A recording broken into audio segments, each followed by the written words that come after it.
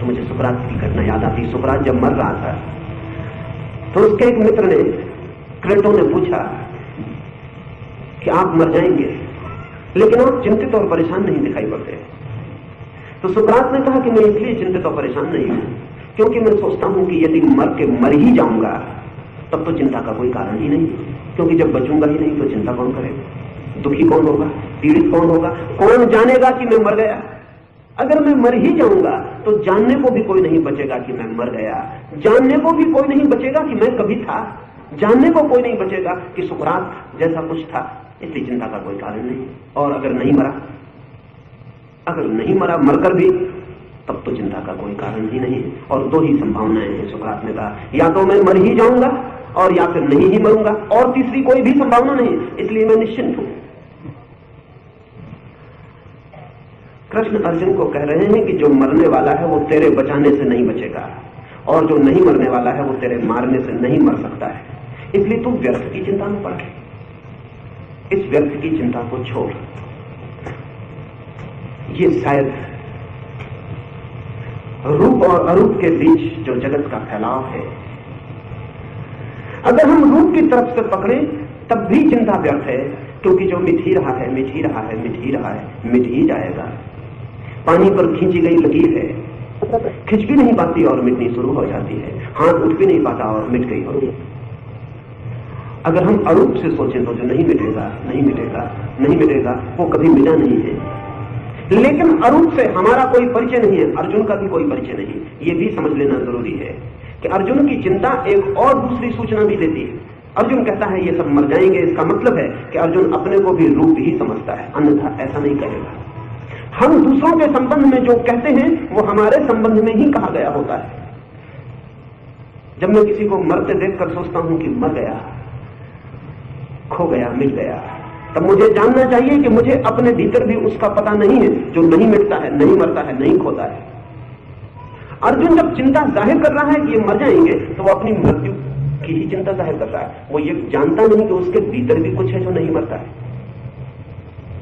और जब कृष्ण कह रहे हैं कि ये नहीं मरेंगे, तब कृष्ण अपने संबंध में ही कह रहे हैं, क्योंकि वे उसे जानते हैं जो नहीं मरता है। हमारा बाहर का ज्ञान हमारे भीतर के ज्ञान का ही विस्तार है। हमारे जगत का ज्ञान हमारे स्वयं के ज्ञान का ही विस्तार है, एक्सटेंशन है। जो हम अपने संबंध में जानते हैं उसे ही फैला के हम समस्त के संबंध में जान लेते हैं, और जो हम अपने संबंध में नहीं जानते उसे हम किसी और के संबंध में कभी नहीं जान सकते। आत्मज्ञान ही ज्ञान है, बाकी सब ज्ञान गहरे अज्ञान पर खड़ा होता है, और अज्ञान पर खड़े ज्ञान का कोई भी भरोसा नहीं। अब वो अर्जुन बड़े ज्ञान की बातें करता हुआ मालूम पड़ता है, वो बड़े धर्म की बातें करता हुआ मालूम पड़ता है, लेकिन उसे इतना भी पता नहीं है कि अरूप भी है कोई, निराकार भी है कोई, अस्तित्व के आधार में कुछ है जो अमृत है, इसका उसे कोई भी पता नहीं है। और जिसे अमृत का पता नहीं है उसके लिए जीवन में अभी ज्ञान की कोई भी किरण नहीं फूटी। जिसे मृत्यु का पता है वो घने अंधकार और अज्ञान में खड़ा है। कसौटी यही है, अगर ज्ञात है आपको सिर्फ मृत्यु तो अज्ञान आधार है, और अगर ज्ञात है आपको अमृत नहीं जो मरता तो ज्ञान आधार है। अगर मृत्यु का भय है मन में, चाहे दूसरे की चाहे अपनी, इससे कोई भेद नहीं पड़ता। अगर मृत्यु का भय है मन में तो गवाही है वो भय इस बात की कि आपको अमृत का कोई भी पता नहीं है, और अमृत ही है, और मृत्यु केवल ऊपर बनी हुई लहरों का नाम है। सागर ही है, लेकिन सागर दिखाई नहीं पड़ता, दिखाई लहरें पड़ती। आप कभी सागर के किनारे गए हैं तो सागर देखा है, कहीं जरूर देखा है, लेकिन सिर्फ लहरें ही देखी होंगी, सागर नहीं देखा हो। लहरें सागर नहीं है, लहरें सागर में है जरूर, लेकिन सागर लहरें नहीं है, क्योंकि सागर बिना लहरों के भी हो सकता है, लेकिन लहरें बिना सागर के नहीं हो सकती।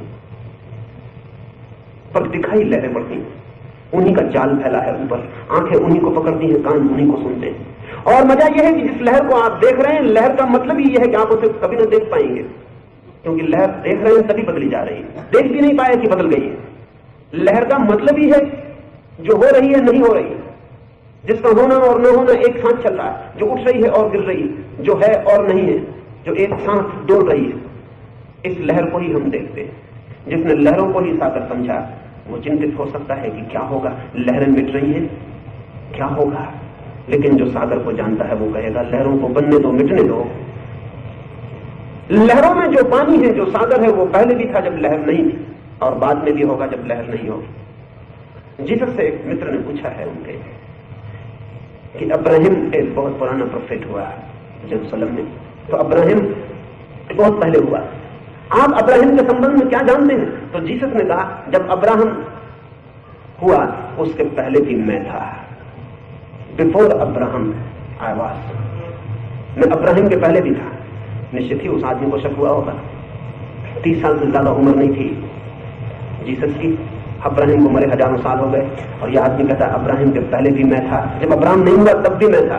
असल में जीसस सागर की बात कर रहे हैं, उस लहर की बात नहीं कर रहे जो मरियम से उठी, वो जो जीसस नाम की लहर है उसकी बात नहीं कर रहे, वो उस सागर की बात कर रहे हैं जो लहरों के पहले है और लहरों के बाद। और जब कृष्ण कहते हैं कि पहले भी हम थे, तू भी था, मैं भी था, ये जो लोग सामने युद्ध के स्थल पर आकर खड़े हैं ये भी थे, बाद में भी हम होंगे, तो वे सागर की बात कर रहे हैं और अर्जुन लहर की बात कर रहा है। और अक्सर सागर और लहर की बात करने वाले लोगों में संवाद बड़ा मुश्किल, कम्युनिकेशन बहुत मुश्किल, कि पहले भी हम थे, तू भी था, मैं भी था, ये जो लोग सामने युद्ध के स्थल पर आकर खड़े हैं ये भी थे, बाद में भी हम होंगे, तो वे सागर की बात कर रहे हैं और अर्जुन लहर की बात कर रहा है। और अक्सर सागर और लहर की बात करने वाले लोगों में संवाद बड़ा मुश्किल, कम्युनिकेशन बहुत मुश्किल, क्योंकि कोई पूर्व की बात कर रहा है, कोई पश्चिम की बात कर रहा है।